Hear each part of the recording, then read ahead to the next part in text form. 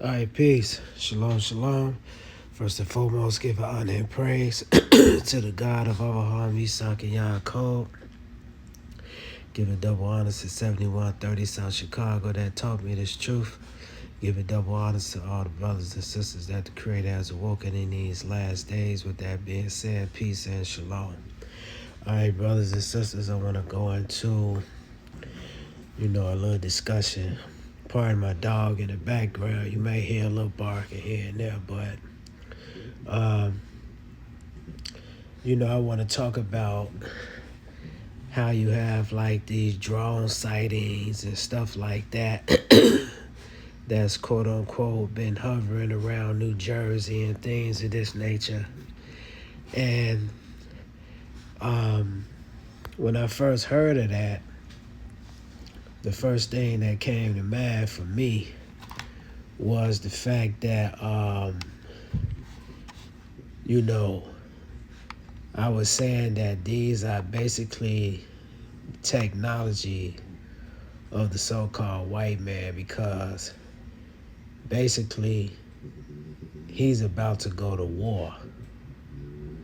He's about to go to war, and this war that's going to happen is going to be really ugly. So what's happening is you got the United States basically getting ready for war,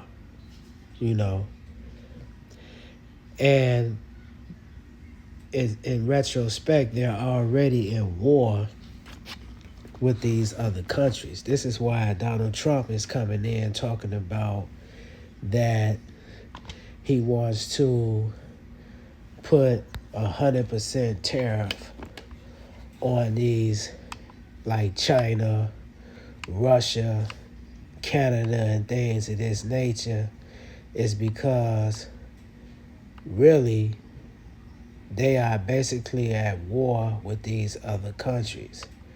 And their war is basically to remain on top.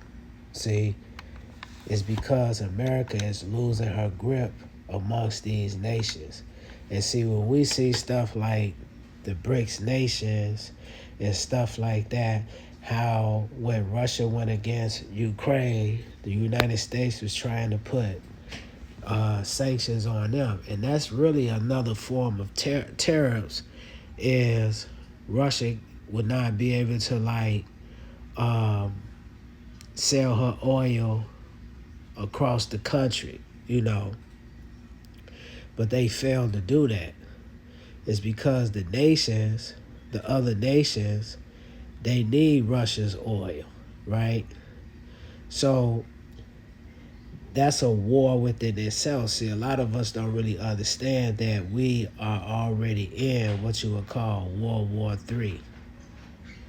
And see, what's taking place is that America, when she's got drones and stuff like that, hovering and stuff like that, this is her way to be able to maintain the landscape that she controls, right? So let's look at the scripture on that. This is the book of Ezekiel, the 25th chapter. I'm going to start at the 6th verse. It says, "For thus saith Yahweh Elohim, because thou hast clapped thy hands and stamped with the feet and rejoiced in heart with all thy," it says, "with all thy despite against the land of Israel." So what are we saying today? It's because when the so-called white man came and got us into captivity, see, they reverence over that. See, they reverence over the fact that they took down the so-called black man. And they rejoiced over that type of stuff.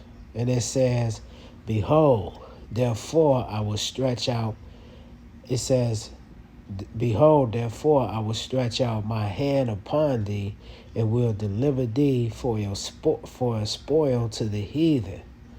And I will cut thee from off among the people, and I will cause thee to perish out of the countries, and I will destroy thee, and thou shalt know that I am Yah. See? And that's what's finna happen to these nations, especially America, is because America thinks that their gods, right, which is the gods of the Babylonians, that they're the ones that basically their gods are the ones that empower them, but they don't really understand who is the true and living God and who is the one that powered them. See? And that God is Abraham's God. And Abraham's God is not Jesus, y'all. See, Abraham's God is not what they would call Yahweh Shah. Abraham's God is what they would call the Tetragrammaton, brothers and sisters. That's the one that has empowered these people to destroy us as a nation of people. So now that our captivity is over, now we see these nations, they're starting to fight one another. The book of Ezekiel 25:17, it says, I will execute great vengeance upon them with furious rebukes. See, and a rebuke is just what? A correction. See, the white man has to be corrected for what he has done to us as a people via slavery. See, he has to be corrected upon the stuff that he has done throughout the years of exploiting people, especially the so-called Negro, how they destroyed us as a nation, destroyed our culture and things of this nature. So it says, I will execute great vengeance upon them with furious rebukes, and they shall know that I am Yahweh when I shall lay my vengeance upon them. See, right now, they don't know the Creator. See, they calling on the God of Osiris, the God of Horus, see, the God of Isis, a.k.a. Jesus, Mary, right, and all this type of stuff. Ezekiel 26:6, and her daughters which are in the field shall be slain by the sword. And see, that's what war brings. War is very ugly and it is very bloody, see? And not just the daughters, the men also, they're going to be destroyed. It says, and her daughters which are in the field shall be slain by the sword. And what is that? These are the bombs or the nuclear bombs that's going to be shot over here in this country. And they shall know that I am Yah. 8th verse. He shall slay with the sword thy daughters in the fields, and he shall make a fort against thee, and cast a mount against thee, and lift up the buckler against thee. And he shall set engines of war against thy walls. See, and what is the engines of war? See, this is all these different nations testing their nuclear weapons. North Korea is always testing their nuclear weapons, right? And now you have the country or the people of Iran, which is Persia, they're testing their nuclear weapons today. So these are the engines of war that's going to be coming against the so-called white man. It says, and he shall set engines of war against thy walls. And with his axes, he shall break down thy towers. And what is his axes? The more power that that the Creator allows them to have over a period of time. See? And his time is coming short. You know, in 2015, Barack Obama signed the treaty that the Iranians will be able to test nuclear weapons, but they can only use so many centrifuges. But now their centrifuges are what? Increasing. So Right now, they can be able to shoot a nuclear weapon across the street, but eventually they're going to be able to shoot nuclear weapons farther than across the street. See? And we talk about across the street, we talking about over there in the state of Israel. See, they're going to go farther than that. It says that he shall set engines of war against thy walls, and his axes he shall break down thy towers by reason of the abundance of his horses. Their dust shall cover thee. Thy walls shall shake at the noise of the horsemen, and the wheels of the chariots, when he shall enter into thy gates, and men shall enter into a city wherein is made a breach. And it says, with the hoofs of his horses shall he tread down on thy streets.